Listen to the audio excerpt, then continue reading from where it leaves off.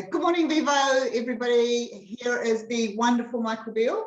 And let's have a great morning. Ask questions whenever you need to. You can type them, I can see them, I can ask Michael, or you can just unmute yourself if you can. And yeah, let's just have a really, really positive, really great experience and have some fun with Mr. Beel. Okay, handing it over. There you go, Michael. Good morning, everyone. Thank you for joining me this morning. I'm going to go through a little bit of some hair up tips and techniques. I'm going to do 2 hair ups today on my beautiful models, Rebecca and Rachel. They are going to help showcase some different tips and techniques to help make your hair ups easier, to give Instagram worthy hair, and to give you some little tips along the way to really sort of just fine tune little bits. Hair ups scare a lot of hairdressers. But I love it. I love manipulating hair. I love creating glamorous hair. Those that don't know who I am, my name's Michael Beel. My Instagram's at Michael Beel Hair. If you don't follow me, get online now and follow me. I've been hairdressing since 98, probably some of years before some of you were born. And I've lucky enough to win Hairdresser of the Year 4 times over, and I've also been able to work with magazines here in New Zealand. I've worked at New York Fashion Week, London Fashion Week, Paris, Australia and New Zealand, and I get to work with some great designers and magazine people. And so having those skill sets and different creative teams have helped fine tune my skills so that I can pass them on to you. Now, hair ups tend to be for more of special occasions like weddings, balls, you know, red carpet events. So what I'm going to do is showcase to you one more of an Instagram sort of younger, fresher, sort of maybe a ball type of look, a ponytail, but it's not a ponytail. And then the second look is definitely more of a event type of thing with a bit more texture and a little bit more beauty about it. So my first model, Rebecca, here she is. Isn't she beautiful? She's even got shoulders and eyelashes. She's gorgeous.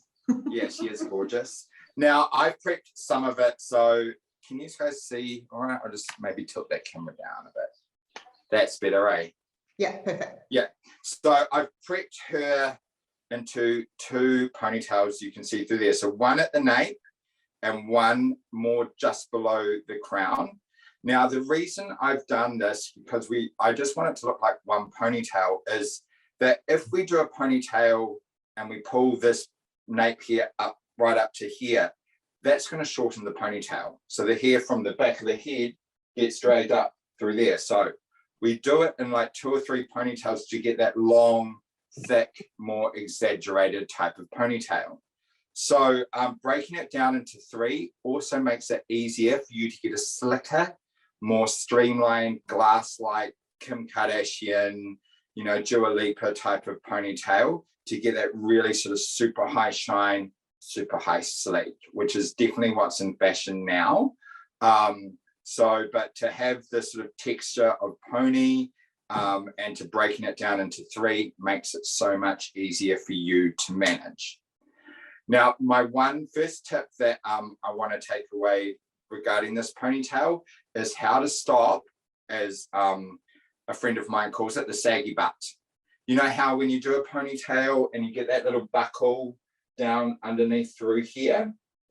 The easiest way is to have your client have her head tilted back.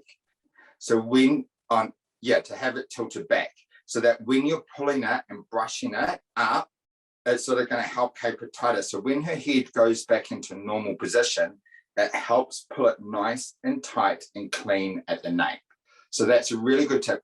Tell them, I'm going to start pulling on your hair and you're going to have to use some force to help hold it into position. So using that to help get it really nice and tight and clean helps give you that streamlined finish. Now, the other thing which I'll showcase to you on my last section through here is a directional blow dry. A directional blow dry is using your nozzle and your brush to direct the hair where you want it to go. So there's no point doing a blow dry and drying it out this way, so you get that nice volume, if all you're going to do is pull it back, because that's going to give you all those flyaways, all those textures, and they're all going to stick out. So the easiest way to do it is put some product in around the edges through there to help get rid of the fluffies, and then using your blow dryer and a brush and directing it where you want it to go. So on the side through here, I'm blow drying it this way. Up at the nape, I'm blow drying it up this way. And on this hairline, I'm drying it all right back. Nice and flat, nice and clean to get it looking super sharp. Any questions so far? No? That's pretty awesome. So I like to use hairspray. Now, a lot of hairdressers just go a little like that and think that's going to hold all that hair into place. It's not. Product choice is really, really important when you're doing a hair up.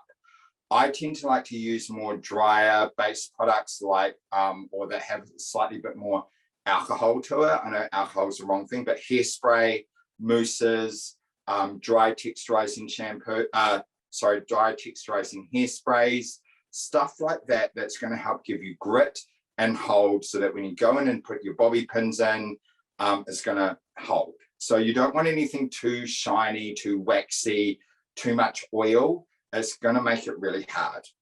And another point is, you know, hairdressers always go, come in with dirty hair, it's easy to put up. I'm a control freak. So I like to have my client, if it's for a wedding, wash their hair that day. If they feel as though then they're clean and ready to go so you can do the magic, then it allows you to control the texture of the hair. So if they've got overproductive oil glands or anything like that, or they haven't really washed their hair, they may have gone day 2, day 3, and they come in and it's oily and it's slick and you want it big and beautiful, it ain't going to happen. No amount of product, no amount of setting is going to help give you that big, beautiful, bouncy hair. So that's why I say wash it that morning, come on in, even if it's slightly damp, we'll put some product in and sort of dry it to get the texture and the feel that you want. I always like hair to feel a little bit gritty, a little bit sort of raspy when I'm putting the hair up. So you know how like you go swimming at the beach and you get that sort of, you know, dry it in the sun and you get that slightly grittiness. That's the texture that you want for hair, even if you're doing something really sleek to help hold it, because it's really important to get the hold so it lasts all day, you know, especially if it's a wedding. You know, you might be doing the hair at 8 a.m. in the morning, the wedding's at 2, they've got photos, then they've got to go right through to the night. So it's really important to have that hold in there for it to last. So I'm talking so much. So what I'm going to do is we're going to do the third ponytail. I'm going to aim for it to sit just on the crown through here. So I've sectioned it off. So you can see through the nape through here, I've got one just at the nape. Number 2, just below the crown to help give a longer ponytail. And then the third one will be just sitting, if I can get, is it Rebecca or Rachel? I can't remember who I've got here. Sitting right through the crown. Now, I'm going through with L'Oreal Elnett. The reason I like this is it's cheap and it's a nice brushable spray. All over it in fashion weeks all over the world. This is the only hairspray they use. They don't use Redken, they don't use Sebastian, they don't use anything else, but it's a great workable hairspray. You don't want anything like a lacquer. You don't want anything with too much strong hold. You need a more sort of a medium hold so that you can work with it and brush it in case you go too full on. So, as I said, I like to use a lot of hairspray. I really saturate the root through here to help get really nice and tight flyaways. So that's a lot of hairspray. I'm going to choke myself out in my little spare bedroom. And then I go through with just a nice little brush and I'm coming through the back through here and doing it nice and clean. Now you can see with this wetness that you helped directing all those little baby hairs and getting them really nice and tight and clean through here.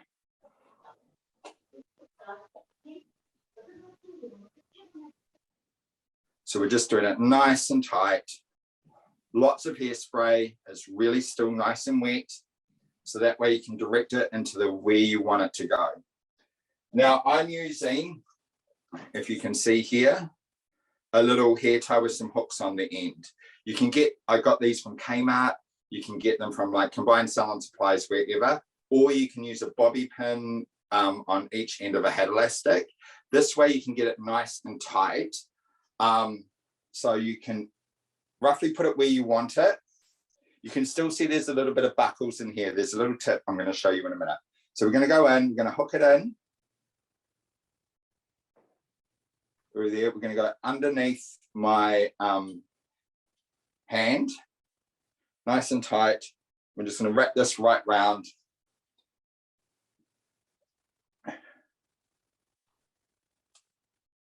Through there.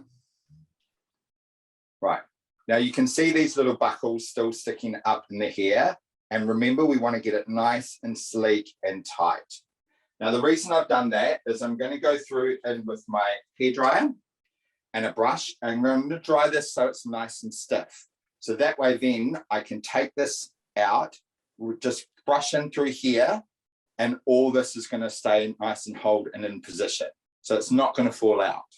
So I'm just going to get in here and quickly dry. Using my brush and doing a nice direction where I want it to go to help keep those flyaways really nice and down and tight. And we're just going to dry this smooth.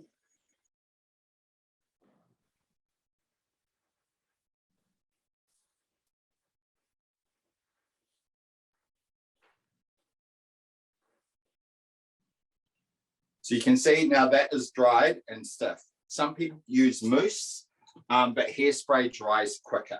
So that way you're not sitting there for hours on end drying it, or a gel or anything like that. A hairspray just dries nice and quick and easy.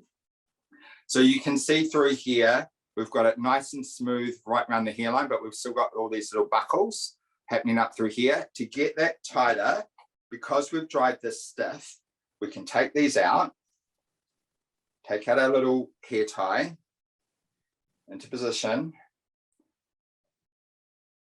Normally I'd shove this in my mouth, but I'm not allowed to. And then, so then now that it's in position, I'm literally just going to go in, give it another little brush, maybe put some more hairspray on it. Once again, saturate it to get it nice and clean and tight.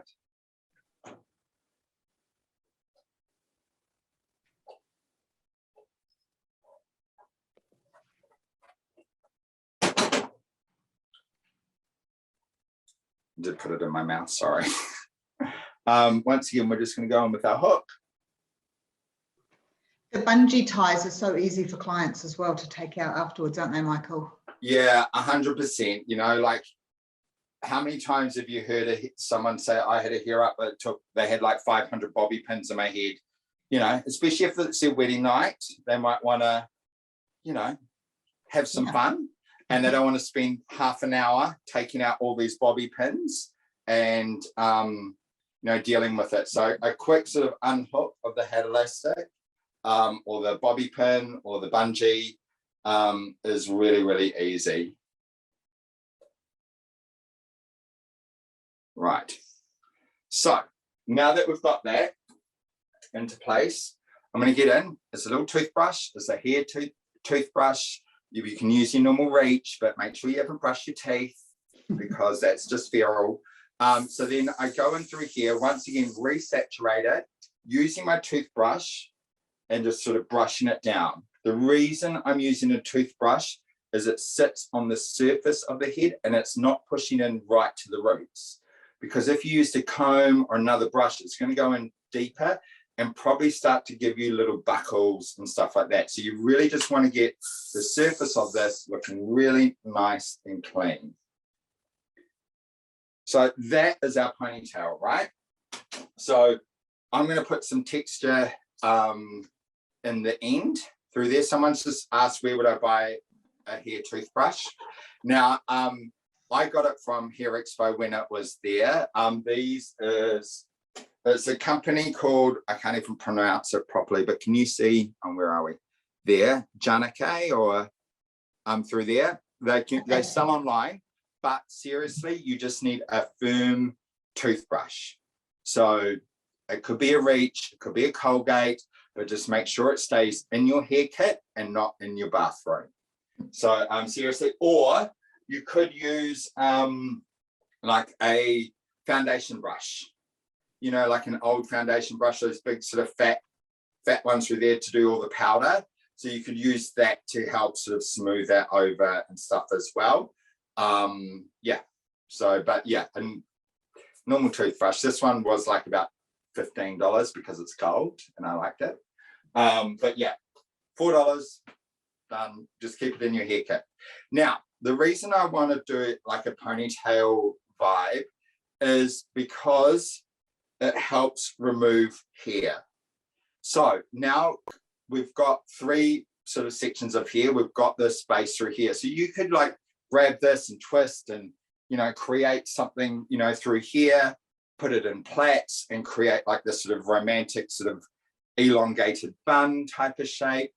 It sort of got rid of a good maybe half the head of hair that you've got now. So you only really have to play with the base through here. So you, like I said, you can sort of just roughly grab it. I'm going to put some curl in this, but you can grab it, roughly plait it, and then grab the ends to do something a little bit more organic and hold on to it and just push those ends up to create some movement and some texture to do something sort of really organic and soft. And you can sort of even just do that, you know, like one ponytail and do that sort of really nice sort of exaggerated bun type of thing. So you can use this really to your advantage. And as I said, you can intertwine these and create something quite sort of elongated and long and tuck it all up and get rid of it. It's really, really easy once you've got rid of half the hair. So if a client comes in and goes and shows you a picture, I always go, what does the back look like? What do the sides look like? What does the front look like? It's really important, you know, if you're sort of really nervous and a client comes in and it's this big hairdo and you're like, I don't even know where to begin. Break it down into those 4 sections. So that means you go, okay, the sides are quite tight and pulled back. The top is a sort of slightly side parting that has some volume, and the back is sort of slightly more organic and messy, say. So that way you can go, okay, the sides get pulled back, the top, I just need to do this, and the back, I need to do that. Don't get overwhelmed by the big picture. Same when we do a color, same when we do a haircut, same when we do a blow dry. It's like you look at it and go, what are they after? What's going to suit them? What's their current hair texture? What do I need to do to get something, you know, like what's going on in the picture, you know, but obviously working with their face shape, their hair type, their texture. And you may go, you know, that really sleek ponytail isn't going to hold there if they've got big afro hair, because it's not going to happen, you know, or the flyaways or the kinks and stuff like that. You're going to probably need 5 cans of hairspray on the edges rather than just half a can. So I'm just going to go through, I'm just going to put some movement in here. I tend to, you know, we've all got GHDs or straightening irons that we tend to put in movement. My second one, I am going through and going to use a curling tong. If you're doing like a Hollywood glamour wave, you know, the big, beautiful, and the waves all blended in, a curling tong is far superior than a straightening iron. Hands down, you're going to get consistency and you're going to get even results, so that when you go to brush it out, all the curl stays in the same formation. Does everyone understand what a Hollywood glamour wave is? You know, that we all see at the Oscars, you know, it's that 19 sort of 40s, 50s, Veronica Lake vibe. The reason I say that is because with straightening irons, and they're great for what we're doing now and to create beachy movement, you're going to get inconsistency. You know, there's certain places and you may not have turned as right, you may have moved the iron too much faster, you're not going to get the hold factor as much as you want. So that's something to look at. If the curl or wave or whatever you want is, curling tongs are better. Do you think, Michael, I noticed a lot of stylists using more of a conical wand. The only thing I find with those conical ones is you end up with so much more curl at the bottom than you do the top, you know, Yeah. in that way. Are you more of an advocate for more of a straight wand? I'm definitely more of a classic, you know, curling tong, you know, like this. They come in all shapes and sizes. So that way you can get a really clean, consistent result. Like you just said, the conical, you end up more flatter at the roots and curly at the ends. And I think it should be the other way around. If you're going to use it, start off curly at the roots because the hair is thicker than it is at the ends. So you're wanting more volume or texture. But I definitely, you know, if those conical ones have their place, I'm not a huge fan of them. I do have one in my kit, but very rarely does it get pulled out. I tend to just go classic, old school, you know, as much as we hate doing it at Tech, but the classic setting, pin curls, finger waves, all of that molding and scaling all help to you to manipulate hair so that you can make hair up super easy and super, you know, just all those classic techniques, you know, are there for a reason because they work.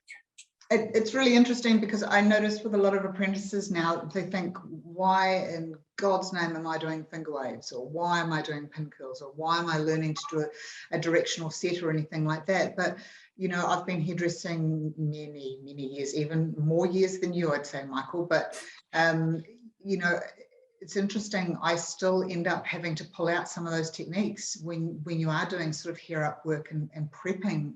I don't think you can prep stuff if you've got no solid foundations. It's like building 100% agree. And that's why something like a directional blow dry or a directional set is super, super important for any hair up because you're directing and manipulating the hair to do something it doesn't want to do. You know, our hair just wants to grow out ahead and hang down. That's it. You know, whether it's curly or whatever, but we're going to manipulate it to sit into a different shape and a different texture. So it's really important that the foundation and the prep of any hair up is done well. You know, that's why I use, you know, a mousse to create volume or hold, or a dry hairspray or something like that. So then you've got that texture and that thing. And when I'm prepping, I know, okay, I want all this hair to come back. So I'm going to blow dry it here, and it's not just blow dried out this way or the set, you know, I want the curls to come back off the face like we're going to do in my second model. You know, so that way, you know, it makes it much easier for you to put the hair where you want it to go. Okay.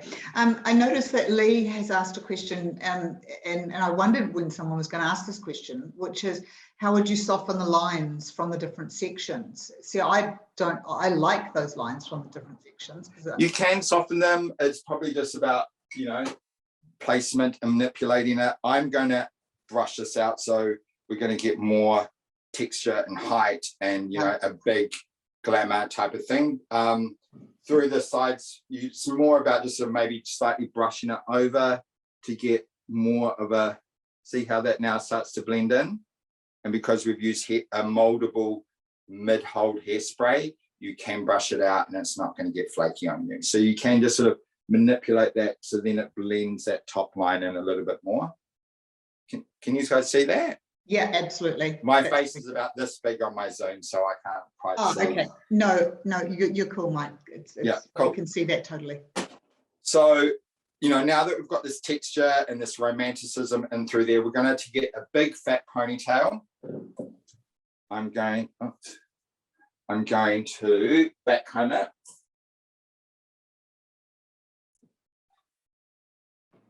And then we're going to clip in some hair extensions. Now, hair extensions are, for me, a lifesaver in my editorial hair kit. 9 times out of 10, they've come with a model with limp, fine hair, and they want big, beautiful, sexy hair. So hair extensions are a godsend. They don't have to be expensive either. You can get a full set of real hair extensions for about 100, 150 bucks. So, so it's important to maybe have them on side, especially if it's a special occasion. You can maybe offer a deposit that they can bring them back. So like add $50 on it, or, you know, you can just add it into the price, you know, just like, and then there's forever. So backcombing, a lot of people go in and just go like this. That is not how it goes. So I tend to use a prestige brush, which is one of these old school type of vibe brushes. I tend to take my section of hair and I go in with like a rolling motion. So I'm going in, I'm literally just pushing and rolling. So I'm not going in there and causing heaps of friction. So I might just bring this in a little bit closer so you guys can see. That way it's easier to brush out. Like I said, I'm a control freak. So, you know, if it's too much, I can easily just brush it out. But also it's easier for the client to brush out and it's not going to break the hair as well. So it's really important to get, you know, if the hair's fragile, blondes are more fragile. They also show backcombing up like no tomorrow. So a quick thing that I do with shoots, brunettes are great for a strong silhouette. So for like a French roll or something, you get that really nice clean shape. Blondes are better for texture, so like a beachy wave, that type of thing, and redheads fall somewhere in between. So I feel like the hair up needs to be that. That's why most organic, romantic type of hair shapes, like plaits and stuff like that, look great on blondes. You know, brunettes, you really need to push it a lot more or over exaggerate the texture, so that way you get it in through there. And blondes, you really need to, if you're doing like a strong silhouette, like a really sharp, beautiful French roll, then your backcombing needs to be, you know, on point and not like beyond control, because otherwise it is going to show every texture, every flyaway, every backcomb mark, you know. So I'm just going to go through, I'm going to go in and I'm just going to go in and just gently push it down. So I'm just rolling it so you can see my brush, and I'm just going in like this. So I'm just gently just getting a little bit of volume at the roots. I still want this texture at the ends.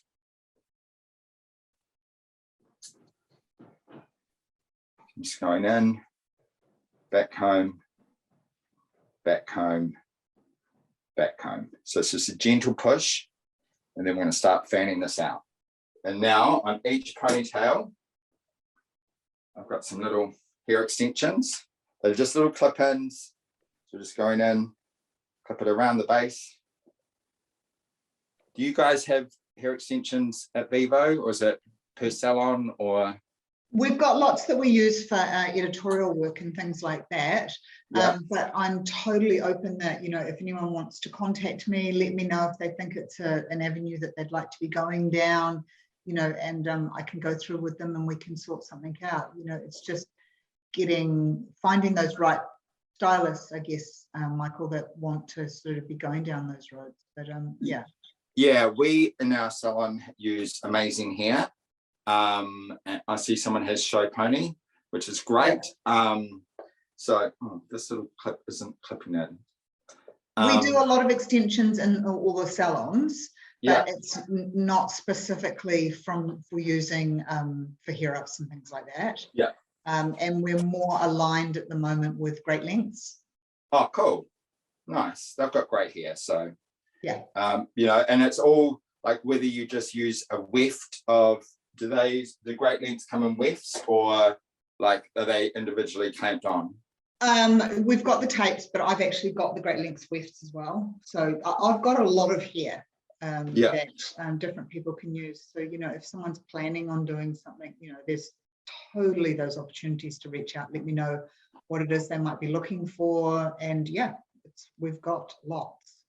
Or if it's a wedding and, you know, the bride has less hair, you can either go to Kmart, get a donut to use as a foundation, or get them to buy the hair extensions, and you just go, I need a level 6 golden brown, and then just give them the website or whatever, and then they can buy them themselves. And then you can just add it into, you know, the hair, you know, and then it's just done. Perfect idea. So I'm going to keep just adding pieces in through here. So I'm just take out the second pony. I'm just going to put a little light bit of backcombing around it. Just rolling it in through there. And I want this to be sort of more of a textured, organic, sort of slightly more beachy type of pony to contrast with the slick of the sides through there. So I'm going to go through it at the end and use something like a dry shampoo or a dry texturizing spray just to help encourage that. So you can start to see that fullness starting to happen through there. We're going in again with another lot of extensions. Does anyone follow Chris Appleton on Instagram? 100%. Does anyone else? Hands up, guys. Come on. You must, yeah, there must be lots of you following Chris Appleton. Well, A, for his body. Yeah. Hello.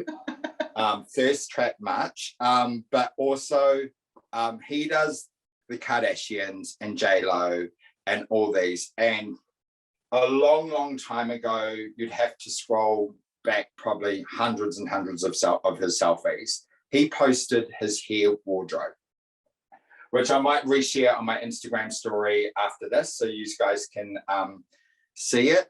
It is literally like a wardrobe with coat hangers all up and all these hair in different shades and different tones and different textures and stuff like that. And it's like hair heaven. It's just like, yeah, it is just like absolutely beautiful. And, you know, when clients bring in a picture of a Kardashian or a J-Lo, you also need to be realistic and go, there are 3 packs of extensions in there to get this big, beautiful hair. No Hollywood celeb just uses their own hair. And that's also really important when you're dealing with clients and when they come in with the picture, is be realistic. Is that I can give you a version of that, but there are 3 or 4 packs of hair extensions, or there is 2 donuts in there if they come in on a sad day and they're just sort of throwing you in the deep end. So his name is Chris Appleton. You definitely need to follow him purely for just his shirtless torso pics and his workout videos. Worth it all the way. Not that I'm promoting, you know, that body thing, but that is just like fitness goals. Oh, he is fitness goals, he has client goals. Yeah. He's just goals in general, really, to do with hairdressing. Yeah, he and he's just a really nice guy. He seems to be a really nice guy, very LA, which is fine. You know, he lives in LA, but yeah. If you go onto Instagram, he's Chris Appleton 1. Yeah, Chris Appleton 1 he is. I'll pop that up on the team page afterwards, guys, for anyone who needs that as well. But yeah, he's someone great to follow. Who else do you suggest for following at the moment? Who's your favourite? For hair colour and blondes, Chelsea Hair Cutters. Peter Thompson, he does the most beautiful balayages, ombres vibe. Who else? I think every hairdresser should be following Guido, Sam McKnight, Odile Gilbert, all those editorial session stylists.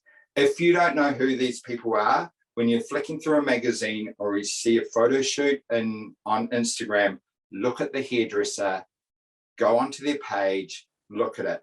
These people are the ones that are setting the hair trends, hands down. Back when I started, a long, long time ago, you know, they would do the catwalk, then the magazines would come out about 3-4 months later with the pictures of the catwalk. And then we just go down to, you know, and then it gets moved down to the hair brands about another 3-4 months later. And then eventually it comes down to the client. So we've got about a year transition when I started from what happened on the catwalk to what's going to be seen on the street. Nowadays with social media and Instagram and all that type of thing, you see a show on, you know, they all are streaming live now on Instagram. You see a fashion show and people want it the next day. So it's really important that you know, okay, it's going to be sleek, you know, sexy hair, or it's going to be a bit wet, or the texture is really sort of 70s and big, or you need to really sort of understand what's happening out there in the world of fashion, so that way you can incorporate elements of that into your clientele and to your hairdressing. We'll go through and I'll get a list of your faves and stuff, Michael, and I'll pop that up onto the team page for them as well. Yeah, so, but off the top of my head, Guido, hands down, is a king. Hands down. So if you're not following Guido, do that right now. Sam McKnight is as well, Odile Gilbert, Anthony Turner, if you're into a bit more darker gothic-y type of vibe. There's Duffy, there is, oh my God, who does Gucci? His name's gone right off my head. It'll come to me. It'll come to me. But I will post Chris Appleton's hair wardrobe on my Instagram story straight after this, so you can see.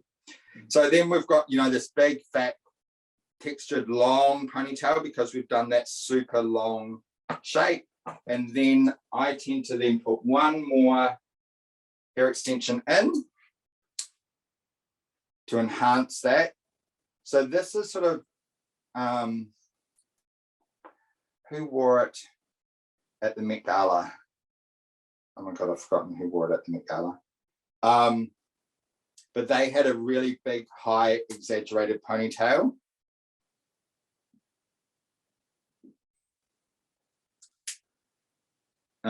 And so that would have had, I think it was Gigi, anyway.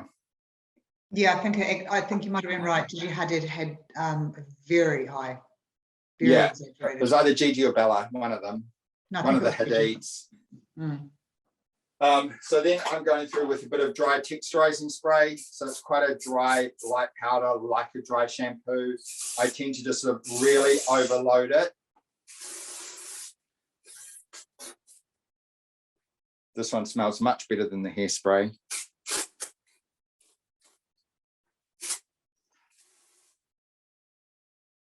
We've had a lot of stylists who over the last 12 months or 18 months have done some sessions and things with Jock and Sarah and myself, and it's been really interesting when Sarah only allows Elnett on set, and everyone's like, Elnett? We're using Elnett? Like I said, it brushes out, it has the hold, it doesn't flake, and it doesn't smell hideous. You know, a lot of hairdressers, like I'm tasting this dry shampoo now, can know the hairspray by the taste. And so it's sort of important to, you know, be one that you can actually deal with all day. So I've pretty much finished here. Long texture pony, bit beachy.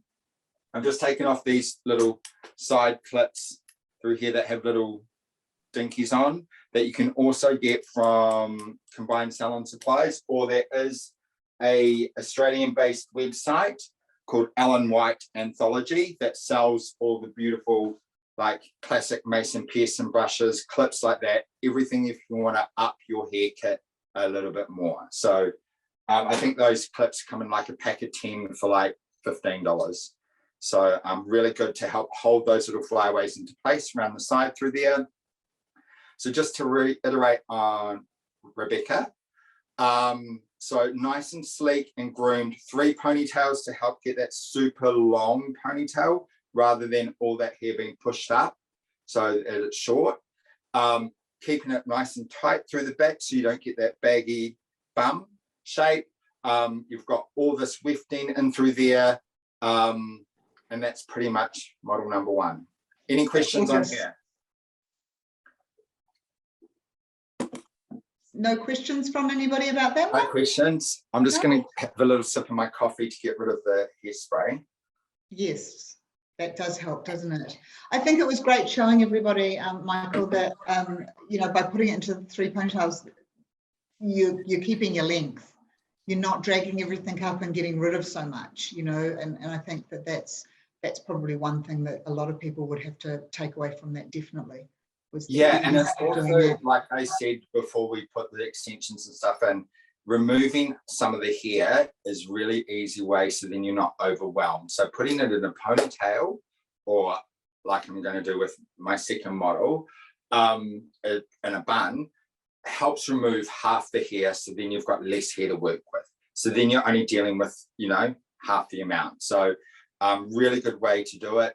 I'm going to bring on my beautiful model. This one is actually Rebecca because it's got her name on the base through there. So Rebecca, we're going to do a J-Lo inspired Chris Appleton Dolce & Gabbana hair up. So my take on it. So it's sort of like very romantic. If anyone knows Dolce & Gabbana, it's Italian, it's big, it's sort of like sexy, and here I am, and very ostentatious. So gone from a sort of Instagram Kim Kardashian pony to J-Lo. You can tell I love Chris Appleton.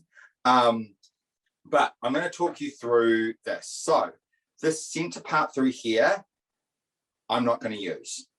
I've just quickly tied it up, and I'm going to use this as a base to put my donut in. So my donut through here is going to sit on through here to help get a big exaggerated shape.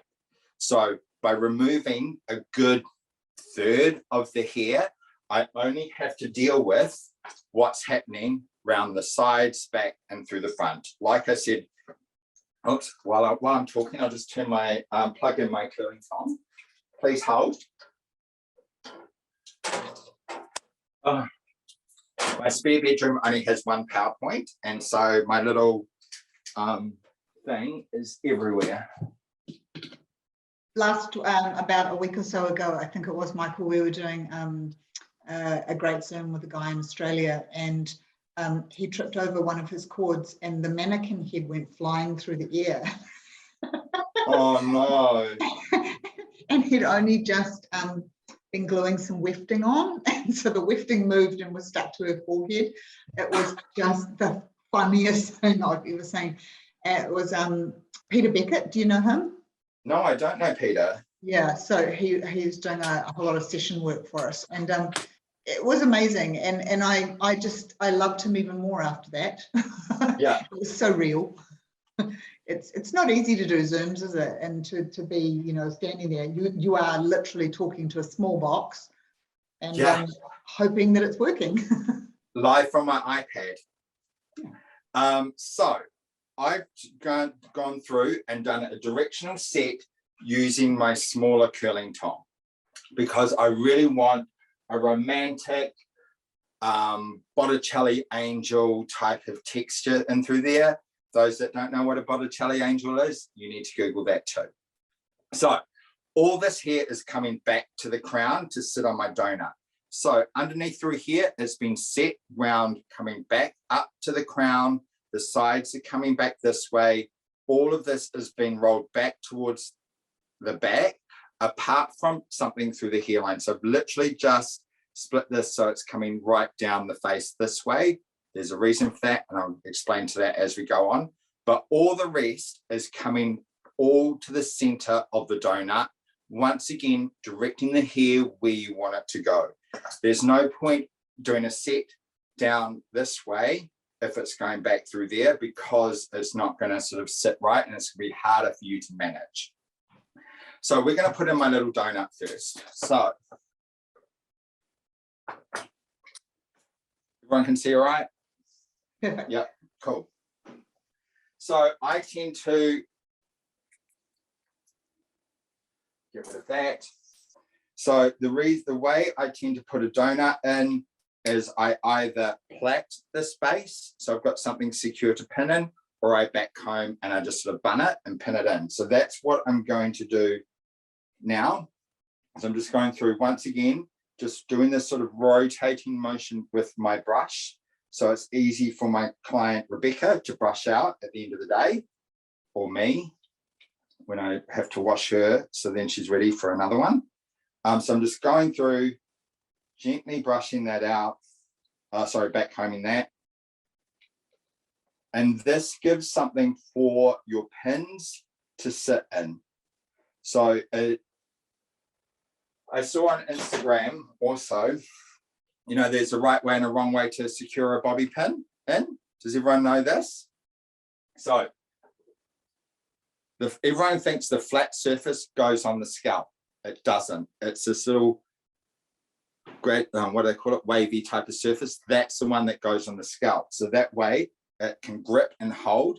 And I tend to weave like I'm sewing my bobby pins in to help pick up more hair and to help secure it a little bit more. So I've got my little backcombed pony. So I tend to literally just sort of twist it round, and I'm just getting rid of it. And I'm just going to use this as a base to secure my donut. So I'm just going to use a bobby pin and pin those ends in. Groundbreaking, I know. A third of the hair done. Fantastic. So the next I'm going to add in my donut. This is an oversized one that I bought online, but you seriously can get them from like the $2 shop, Kmart, wherever, chemists. So I'm just shoving this on here. I'm going in with my bobby pin. I tend to use my rings, so I don't use my teeth. Oops, that bobby pin stuck together. So I tend to just flick it up. The underside, the flat side, it goes into the donut. The wavy side is on the scalp, and I'm just sewing that in, push in, done. I'll probably do about sort of 4 or 5 of these to secure this ponytail, this donut, and through there, done. Use my ring, flick it out. Done.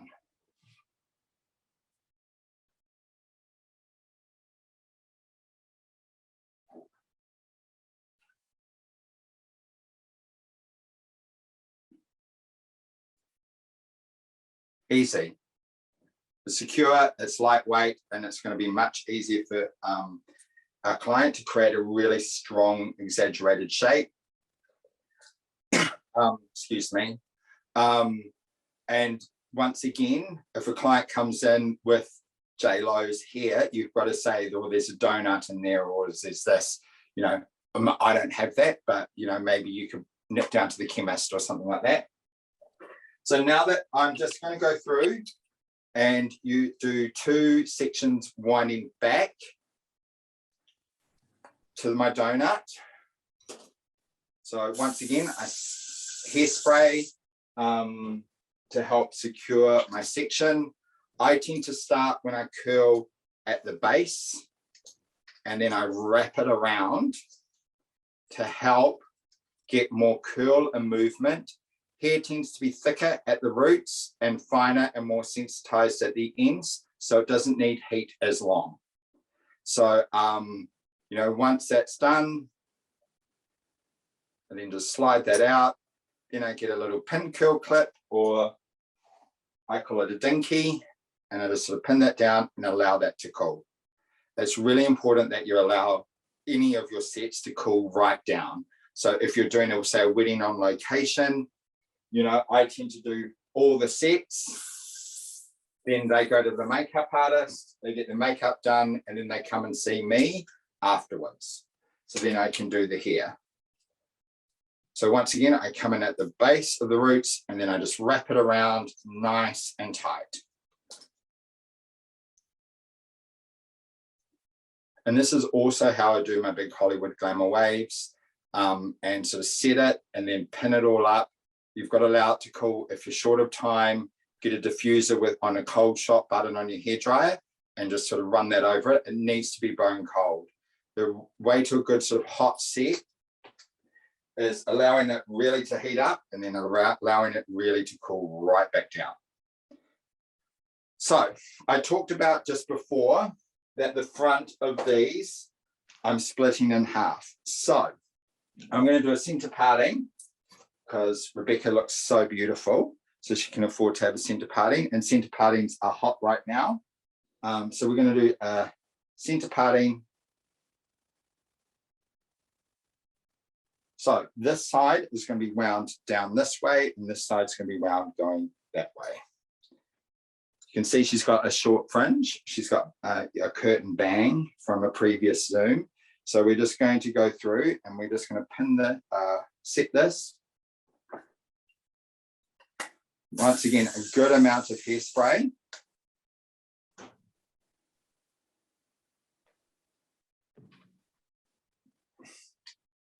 I'm just going to wind it down. Hear that sizzle? Can you guys hear that? No. Clients get quite scared when they hear the sizzle, don't they? They do, but I just say to them, it's not your hair, it's the product. And also, it's just like, if you want it to last all day, girl, you've got to have a little bit of sizzle. Yeah. So this side is going to be wound this way. And then we're going to get into the fun part. Putting it all together.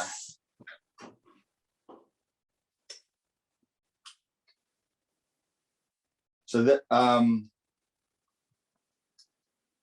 it's really important, once again, to really set your hair where you want it to go. I can't stress that enough about the foundation and the prep of any hair up. It's really important that you guys understand that and really think about what is the front doing, what's the back doing, what's the sides doing.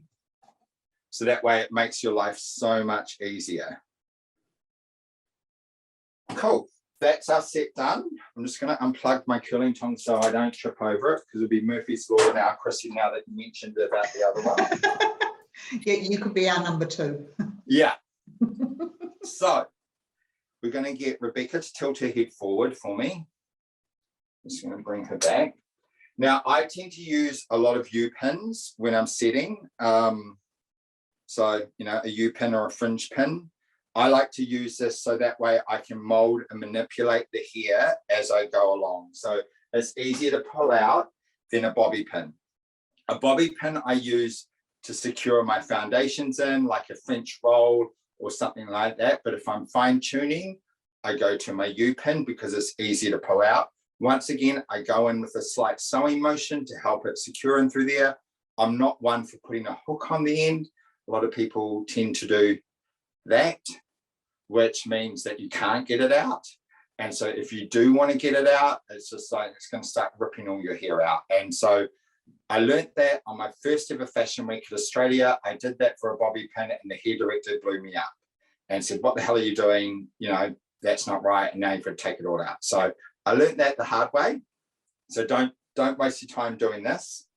And also, if you've got those really super, super, super baby fine fringe pins that are like almost the width of the hair, throw them out. They're a waste of time as well.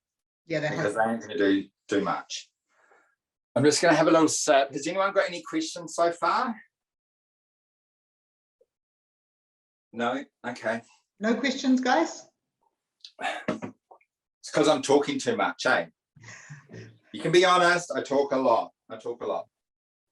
So I tend to go through and I'm just going to work individually with each of these curls. So once again, you can see that's been wound up. Was that a question? No, that's just Sarah letting us know that she's getting so many great tips, which is just awesome to hear. So yeah, any feedback? Sarah, I didn't know Sarah was on this call. No, different Sarah. Oh, no. Okay, good. She's not. I wouldn't do that to you. I wouldn't hide I have Sarah. to up my game if she's on this call. I wouldn't hide Sarah Allsop somewhere in the background. So I'm literally just pinning this to this donut through here and just help manipulating the hair over top to help fill it out. So I'm just going through and I'm going to create a really romantic, organic, as I said, a Botticelli angel. If no one knows what that is, please get online. It's sort of like a romantic Italian old school painting, you know, that had the big voluptuous woman with like white linen dresses and the hair was all curly and sort of placed, very sort of Grecian type of vibe. Lots of naked angels. Lots of naked angels. Yeah, lots of them. People are wanting to know about that comb, and I must admit, I'm looking at that comb that you've got in your hand and I'm thinking, where is that from? How do we get one? What is it? This comb is my baby, and if ever I lose her, it's Armageddon on set. Yes. It is like a wide tooth bone comb. Yeah. So it's pretty much feels like wood, but it's This is from Alan White Anthology, that website that I talked about that sells the Mason Pearson brushes and those little dinky clips with their covers on them. That is where I got this from. I also think Lorna Evans sells them. Thank you, Ashley. Sells them as well online. And I think hers are more like carbon as well, but equally as amazing. But I love the wide tooth comb, and I love, you know, it's nice and big because I've got big fat man hands. So, you know, it's easy for me. Perfect. So I'm just going to run up, and I'm literally, Rebecca may have too short a hair, and I'll probably put a too big a donut in to cover it all, but you're starting to get this sort of romantic, loose shape, going through with my U-pin, just pinning it onto the donut.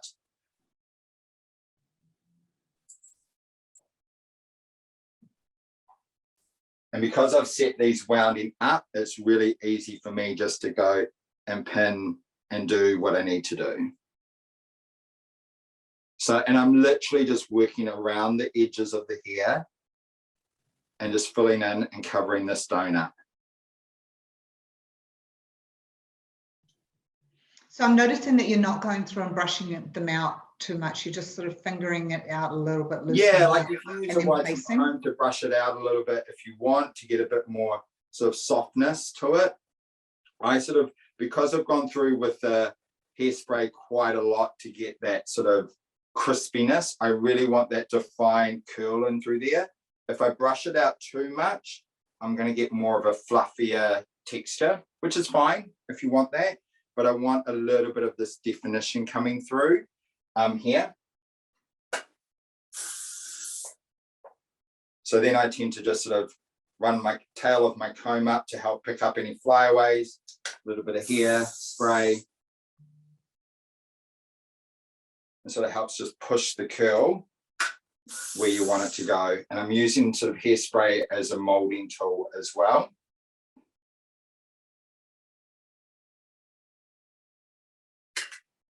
So it's really important, you know, I talk about Elnett, but, you know, we can't use Elnett in a salon because it's not a professional product. But, you know, it's really important that you understand the limits of your product and how you can push it out. What was that little question? I'm anxious about hair falling out of the pins.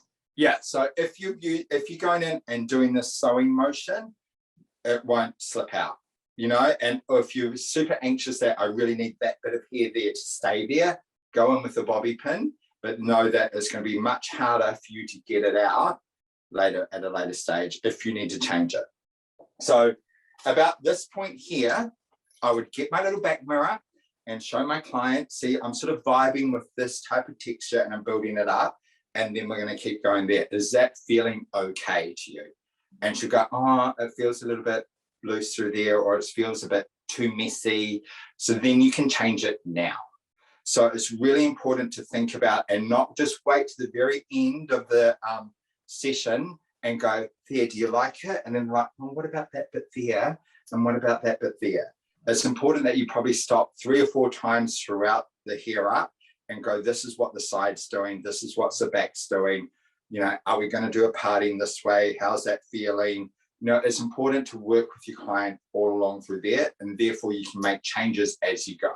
Because once you're finished and they go, oh, that's too puffy there, or that's too tight there, to change it is a lot harder. And that's when hairdressers start to get their sweaty palms, the beads of sweat, and their anxiety goes up. So I tend to stop and go, this is the vibe I'm going, and sort of to get this sort of elongated, romantic type of silhouette. What was that question? Hillary wants to know, would you only use the U-pins in a donut, or could you use them elsewhere? You can use them on scalp. You can use them wherever. You don't have to just, if you're shoving them into a donut. It is literally use the bobby pins as your foundation, like when you're doing the start of a French roll to pin it, and then you're using the U-pins to finish. Does that make sense?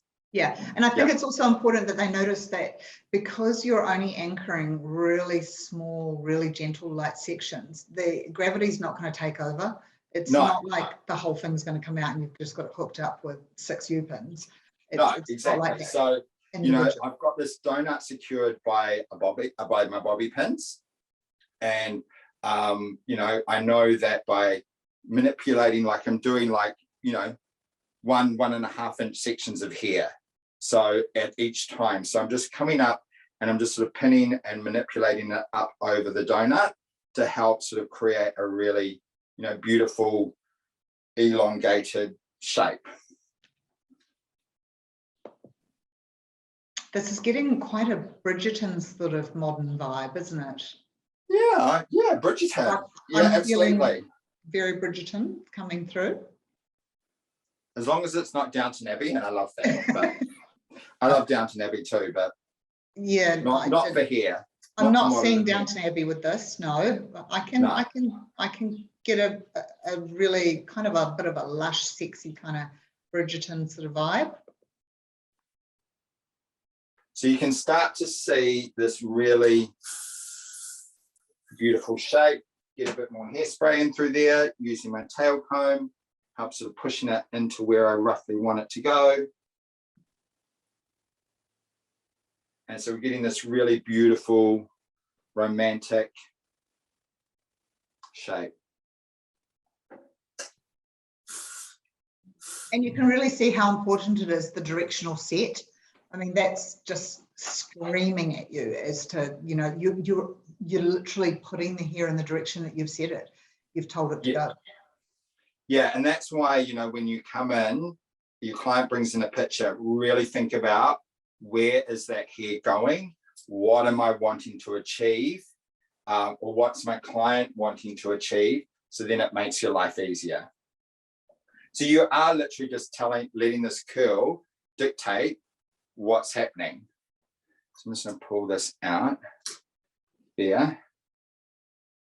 So I'm just going to leave these little front ones and just pin that one back.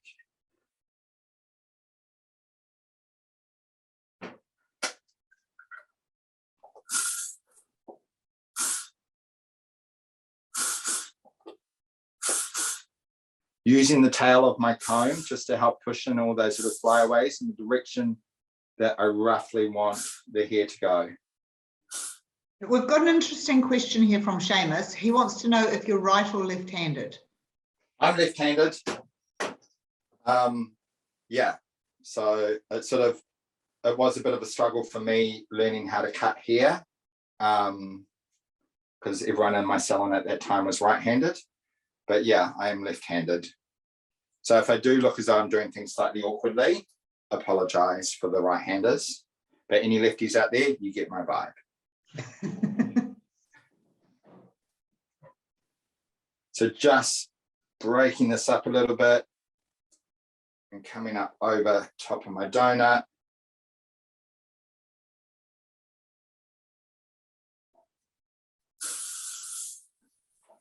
Once again, using a lot of product. I want this hair to last, especially down here in Wellington. We have a thing called wind that we're quite known for. And so using good amount of product, going and weaving in your pins, so that way you know it's going to last, helps. I think it's great though, because you are putting it up piece by piece and building the structure. It's got a whimsical sort of light look. Even though you're using a lot of hairspray, that's not really the feeling that I'm getting. It's not looking set or overdone. No, it's because you've got this lightness and this movement of the curl, and you're still getting air in through this shape. It's not super tight to the head. We want a voluminous, big, romantic shape. So, yeah, having that lightness through it as well is super important. And the curl seems to be coming up, so it's not completely regular. It's got like almost a slightly irregular feel to it. I notice in the way that you're pulling some of them out slightly more, some of them slightly less, and It's just sort of giving it a bit of a modern spin.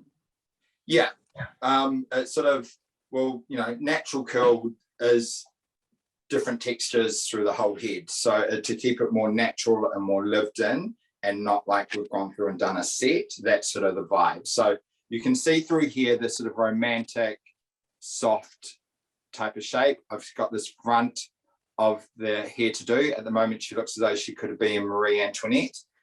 So we're just going to do this other side through here. This will be, while I do this, this will be a good time for anyone to fire me some questions about me, my career. If anyone's seen any images that on the back wall that they go, how did I do that? You know, those. This is your moment, guys. You get to ask Michael Beel a question. Ask me anything. Botticelli Angel, B-O-T-T-E-C something, something, something. My spelling's not great. E-L-L-Y, I think. Yeah, Botticelli. Yeah.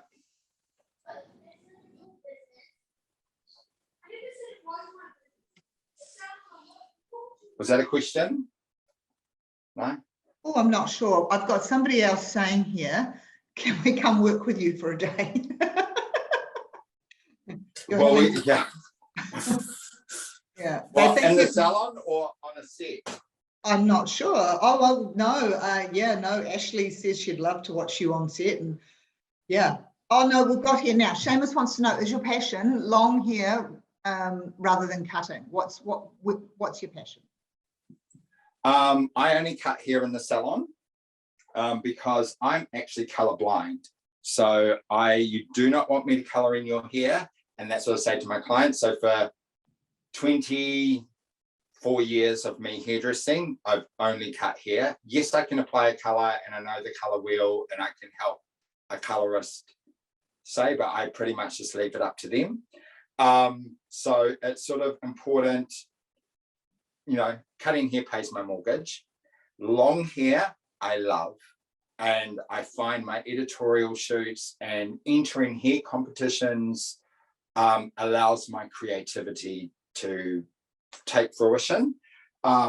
Most of my clientele are 40-year-old plus women that have been coming to our salon since my mentor Derek passed away for like 30, our salon's 35 years old. So a lot of them have been following him for a long time, and I've inherited his clientele. They're old grey hair. Everyone jokes that I do grey bobs day in, day out, but to cut a straight line on a curved surface is one of the toughest things you'll ever do. So, but long hair is my absolute passion, and I love playing on set and doing a photo shoot. On my Instagram, I've just posted my latest shoot with Viva magazine, the glossy edition. I've got another shoot for them this Saturday. Obviously with you guys, or Auckland and Waikato and Northland being in lockdown, a lot of that stuff is stopped. I tend to go up to Auckland, pay my own way up there, my own accommodation, work for not much money because magazines don't have a hell of a lot. Oh, I've just pulled that race bit out. I'll just put that up. Magazines act as though they don't have money, but they don't tend to pay great. You know, on average, a hairdresser for an editorial shoot will get paid about $200 to $250. So for me, not being in Auckland, if I want to do that stuff, it comes out of my pocket for my flights, my accommodation, because normally it's an 8 a.m. start. So, you know, a plane won't get me there in time. So I'm happy to do that because that's my creativity and that allows me to play. So, yeah, I love, that's my outlet because there's only so many grey bobs to inspire me by. So I use that, and I think it's important that, you know, if you're not into competitions, fine, that's absolutely fine. But I think it's important that you have that creative outlet to really play and to have that expression as a hairdresser, because we can only, when a client comes in, we can only control the hair. We can't do the makeup, the clothing, the styling, the vibe, you know. So I really like photo shoots that are sort of my playtime. I get 4 or 5 beautiful girls and they're my dolls, and away I go, and I'm just like, oh, today I'm doing 70s, and or I'm doing, you know, grunge, or I'm doing whatever. So yeah, does that answer the question? Yeah, we've had a lot of opportunities over, you know, this last 18 months to 2 years, obviously with working with Jock quite closely. So we've had a lot of editorial ones, and we've had, you know, opportunities for people to come and be on different shoots. And we're now putting out several collections a year. So we sort of do Fabulous. 3 to 4 collections a year. So it's really good. So anybody, you know, who's like watching this with you right now, you know, it's about waving their hand. It's about, you know, identifying and putting themselves forward and just saying, hey, or even just coming and being, we have opportunities for people to assist, just so that they can see what it's all about, first of all, and then move forwards with perhaps doing it themselves if they don't feel confident enough. So absolutely, yeah, absolutely. Like my dream was to direct a show at Fashion Week, at New Zealand Fashion Week. That I thought would be my ultimate. And I thought, for me, my designer at the time that really loved hair and makeup was World. So if anyone's seen a World fashion show, they are like glitter, wigs, hair this big, and for a hairdresser just to go next level was great. And so I just kept hounding them in a nice way, and putting my hand up, hey, if you need someone, hey, if you need someone, you know. And my first 2 shows are there, I was an assistant once again, paid my way, stood there, assisted on the show, and just sort of helped, you know, build up there. And then they, you know, got in contact. And same with the magazines. It's just like, hey, I'm here. This is a collection of my portfolio. This is a vibe I do, you know. But initially it will be about assisting, understanding the hair, understanding how to be on set, understanding the, you know, time factor. You know, no one's got hours for you to sit there and do this sort of intricate thing. Then 9 times out of 10, they give hair and makeup an hour to do both hair and makeup to get a look. So you've got to be able to work fast and be in a team, and, you know, not be a diva on set. So, you know, it's sort of all of that.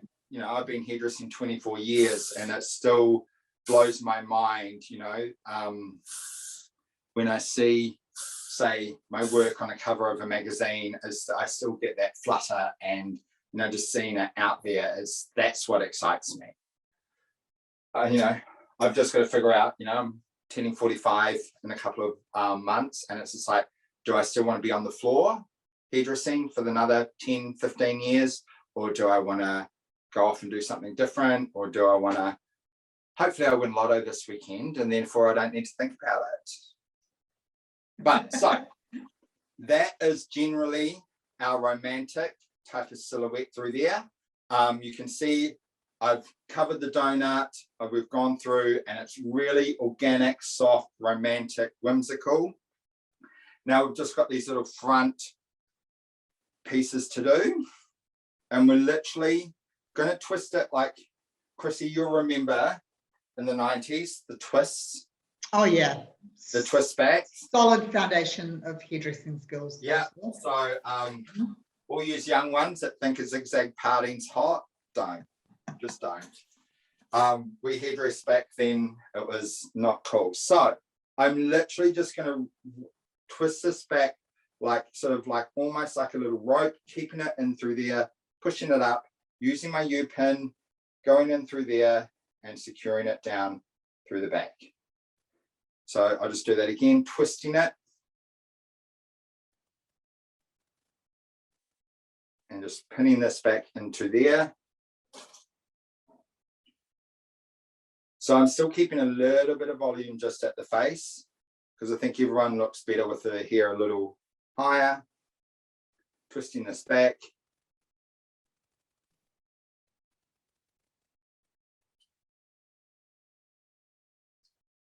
How are we going for time? Oh, yeah.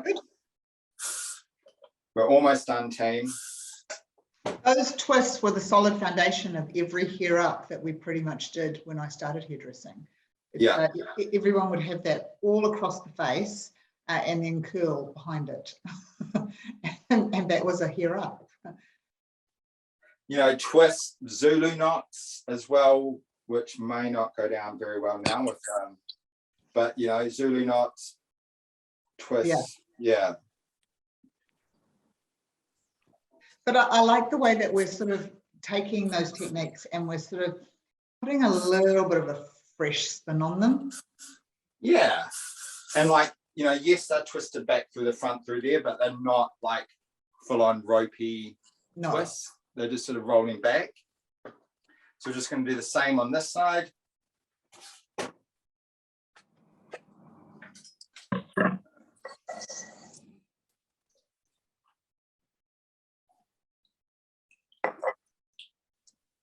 Is there any other questions that I missed in that chat, Chrissy? No, I don't think so. Yeah, Emma's letting us know. She told us that she did a zigzag parting for her youngest daughter for school. She's 7 and she thought she was very cool. Yeah. Yeah, 7-year-olds are allowed to have it. Oh, it's, yeah. It was. I'm sure there's quite a lot of zigzag partings though happening right now with Auckland being in what, day 62, 63 of views to help hide grey regrowth. And, you know, people doing Zooms and stuff like that. I'm sure there's a few organic zigzag partings going on. Yeah, I can imagine it's not just the clients that are going to need a bit of fixing up. It's going to be a whole lot of hairdressers. Yeah, like when we, not that I'm promoting this at all, but when we knew the day that we're going to come back, we had our salon team come in the day before, to help clean the salon. But then we also did, everyone's here, you know, all in that day, so that when, you know, because we knew that when we came back, it would be absolutely slaughtered. And it was a way for us just to reconnect with our team and for us to help clean the salon while our reception staff were busy rebooking all our clients back in. Yeah, a lot of our salons, a lot of staff have done things like that, you know, traded, just 2 of them have gone in and the day before, you know, and rostered hours and just helped each other out, even if it's just to put the colour on so that you can go home and wash it off yourself, but just, you know, trying to get staff all back to looking fabulous. Well, also, you know, as we know, hair is such a mental health thing. We talked briefly before coming on, Chrissy. Yeah.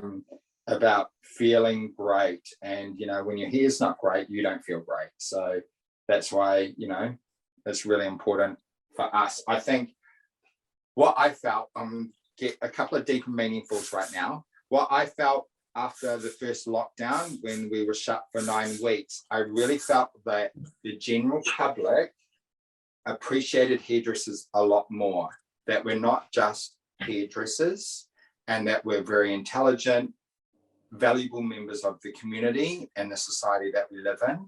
So I feel like the level of respect and dedication, because you guys are doing training 4 or 5 times a week, no other industry is doing that while they're shut down. So it's, you know, for us to invest in our careers and to keep pushing, and we're always training and always extending. I think the clients really understood that we're more than just hairdressers, that we did it because we weren't very good at something else. You know, that's the old mentality. Whereas now I think lockdown really helped that. And I think especially for you guys, when you do reopen, they're going to respect that even more. I agree, totally. Yeah. So this is our hero. Wow. Right? So it's a really soft, organic, romantic, exaggerated shape because of the donut through there. And you've got all these beautiful curls through there, that little twist through the front through there is a really nice way just to, with that center parting, you don't have to have that, you can be on the side, but because I've set those going down this way and those going down that way, it's much easier to manage. And then, because Rebecca is pretending to be J-Lo, we go and get some hair accessories, you know, from, these are just from Lavisa, and you can just sort of go through and just gently, you know, place them in wherever you want to get a beautiful, can I get this off, type of. And hair accessories, I'm always at Kmart buying hair accessories for like $5, $6. And I'm sure they're thinking, why is he buying hair clips? oh, they probably don't even care, but you know, it's a nice, once again, way to add different things into there. And hair accessories are going to make a comeback, because I feel like once the world, and unfortunately Australia and New Zealand are a little behind, comes back to normal, the art of getting dressed up and going out feeling glamorous. Like how many of us want to go out to a restaurant and have a dance on the dance floor? Like we all want to be able to get back to normal. So I think the return to glamour, the return to excess party, like after the First World War, you had the 1920s, the flappers, all that sort of excess. After the Second World War, we had the 50s, the big glamour sort of type of shape. So it's sort of, you know, I think after this pandemic, you know, you're starting to see the world open up in the Northern Hemisphere, and that sort of excess is coming through. And same within fashion. You know, fashion is starting to go down that way as well. You're seeing a lot more excess and decadence and lots of jewels and lots of color and lots of strong shapes. There's no, you know, that's why it's important to follow Guido, Sam McKnight, all those types of ones. But we can put 500 clips in here, but you know, you can do, you know, so much with stuff. I'm just going to shove this one in. So what you need to take away from this hair up is directional setting, like the ponytail, directional blow drying. So directional setting, thinking about where you're going in, getting rid of some of the hair to make what you're working with a lot more easier to manage. Using padding to help exaggerate shapes, using your set to help form something, whether you want to brush it out and get it a bit more whimsical and more flyaway, or whether you want to keep it a little bit more structured, entirely up to you and your client. And that's why it's important that you show your client throughout the journey of doing their hair how it's looking, how's it feeling, is there any bobby pins sticking into your head, that type of thing, to make your life so much easier. That is pretty much me. Has anyone got any questions? Use and abuse me while you can, while I have a sip of my coffee. You've got 6 minutes, guys, that if you want to ask Michael a question. I'm just, that was just stunning. And everyone's saying it's amazing and beautiful, and yeah, I think everyone's really enjoyed. I think what happens is the industry sets up people as being icons, and I think here in New Zealand, yeah, well, someone's actually just asked if you can adopt them. And I know that person too, and Laura was literally so excited. And where do you work? Oh yeah, well, Buoy Hair Salon. So we'll put all of those things up for everybody. But I think you knowing and realizing, Michael, how much of an icon you are in the industry, you know, here in New Zealand, and how everyone thinks. And I have to say, that was just such an awesome Zoom. That was just really natural and great. And so you are so approachable and so giving. I really enjoyed it. Like I seriously, you know, thank you for calling me an icon. I don't see myself that way. I feel like there's so much that I don't know and I need to learn. And that's what I love about our industry, because you're always learning. And I am approachable. Seriously, whenever I'm teaching a course, I'm like, slide into my DMs anytime. If you've got a question on how I did this, or what do you think, or I've got a shoot coming up, here's my mood board, you know, what are you thinking? You know, I am an open book and I'm honest, and sometimes it can be too honest, but it is just my opinion and I'm happy to share anything and everything. So quite often, if I do need an assistant in Auckland, I will post it on my Instagram story pretty much the night before, going, can anyone come and help me? 9 times out of 10, it's unpaid, but you'll be showered with love and get to experience something. So please, you know, keep an eye on my Instagram stories. And yeah, if there's any here that you think, how did I do that? or, you know, whatever, I will do that. But I will definitely post Chris Appleton's hair wardrobe on my Instagram. My Instagram handle is Michael Beel Hair, Beel Hair. Yeah, on Instagram. But I will definitely be posting that up in the next 5 minutes of his hair wardrobe. It is like to die for. Michael, thank you for my time. so incredibly much from everybody at Vivo. I absolutely know I'm not speaking out of turn here in saying that this was totally awesome, totally epic. And I'm really hoping, with lots of fingers crossed, that it's the beginning of us being able to get you to do some stuff with us, because we would really love that. It's yeah, anytime, Chrissy. We're an excited team. Just let me know. 750 of us, so that we're really excited to, you know, hopefully get to do some more with you. Well, hopefully I can have a shoot that's big enough to have 750 assistants. We'll schedule them all in. Yeah. But yeah, no, thank you so much, guys. And thank you everyone from Vivo who has attended today, and have an absolutely amazing day. Thank See you. guys. Bye. Bye.